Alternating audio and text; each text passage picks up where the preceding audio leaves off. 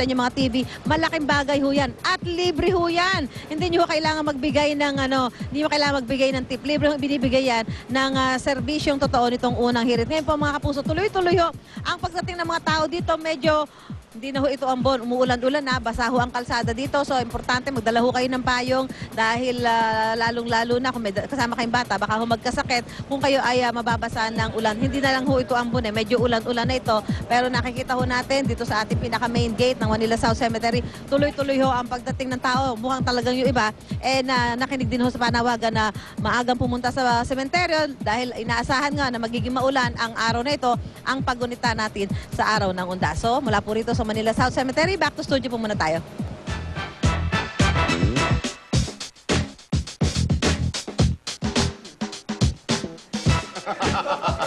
Dinadalo yata ako ng mga mumus ngayon. Thank you, Hellboy. I love it. Okay, usapang pagkain po tayo. Siyempre tayo mga Pilipino, kailangan may pagkain tayo lagi. Kahit sa araw ng undas, lalo na sa araw ng undas, kailangan may baon tayo sa mga sementeryo para wala sa atin nagugutom. And speaking of, alam niyo po ba paano hindi mapapanis ang inyong pagkain? Pues para pag-usapan po yan, kasama natin ngayong umaga si Chef Tristan Encarnacion. Good morning, Chef. Good morning, and how are you? How's your vacation? Very good. Ngayon, kailangan ko na kumain ng pagkain Pilipino. Unahin ko na yung sa undas. Siyempre, medyo maulan ngayon, pero okay lang yan. Okay, so Chef, paano nga ba hindi mapapanis yung mga pagkain na binabaon natin sa sementeryo? Para hindi ito mapanis, yung unang-una, yung proper packaging. O packaging. O packing. Dapat. Or packing. Okay.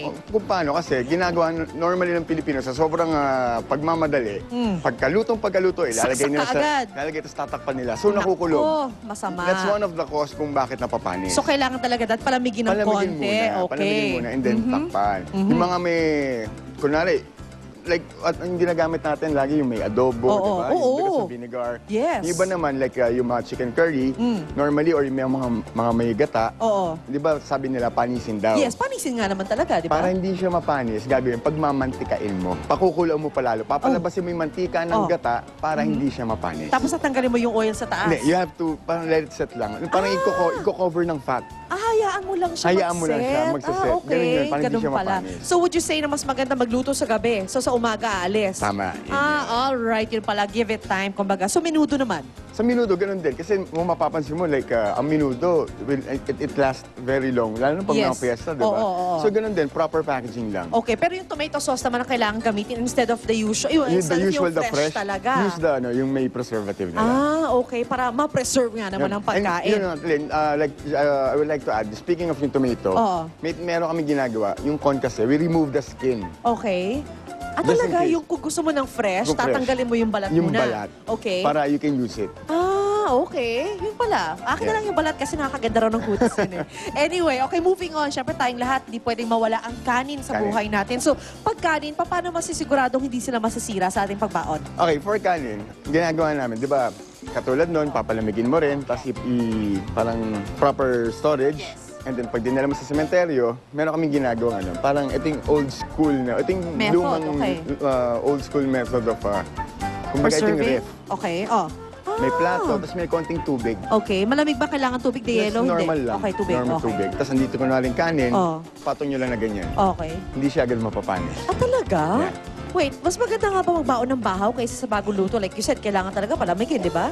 Actually, kahit bagong luto, tapos pag dinala mo, or magiging bahaw na siya eh. Okay.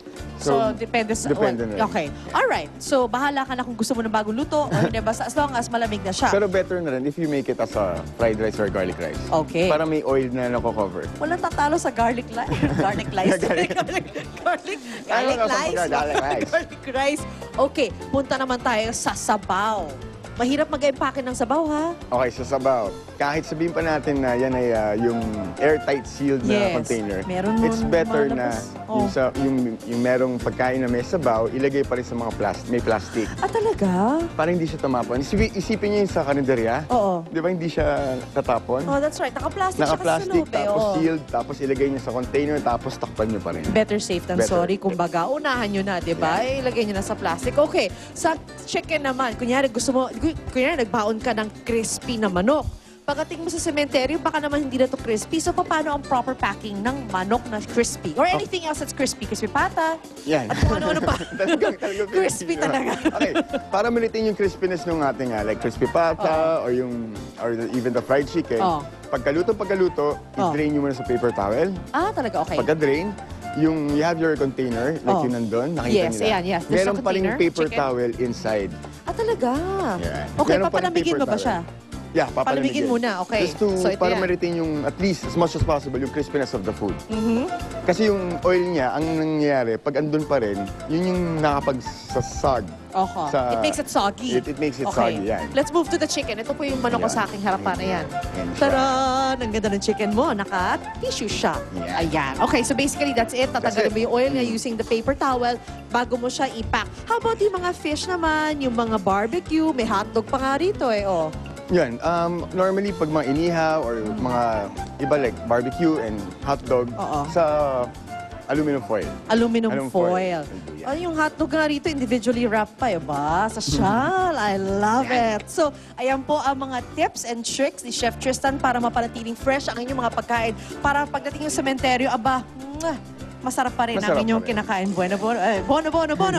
Okay, ito naman, niluluto mo. Of course, Nilagyan mo na maraming vinegar. Yung vinegar. Yan. Okay. Of course, yung ating adobo. Adobo. Ang all-time favorite na adobo. At I'm guessing na niluluto mo yan para sa akin. Kasi Para sa'yo? na-miss mo ako. Oo naman. Yes. Kasi meron akong ginawang special para sa'yo. At meron din ginawang special para kay Naresha pa, Europro, NK, Ace, and Suzette. Evangelista, hello, nanonood sila. Okay, sino naman yung mga binabati Yung mga kaibigan. mo? Ikaw talaga okay, fine. Uy, dinamihan mo to ng ano, no? Dinamihan mo to ng suka, no? Hindi naman suka. Hindi, pero pag Sa marami ang special suki, di ba? Suki. Ito rin, maraming suka, di ba? Nakaka-preserve ng food. Yun. Okay. At ang suka, maraming suki. Tulad nating lahat. O, kayo, ano?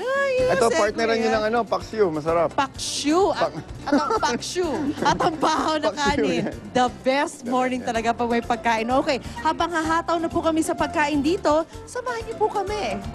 Let's go to commercial. Diyan lang po kayo babalik agad ang unang hirit. Hirit ang saya-saya sa unang hirit. Unang hirit, unang hirit. Mangungulak ka.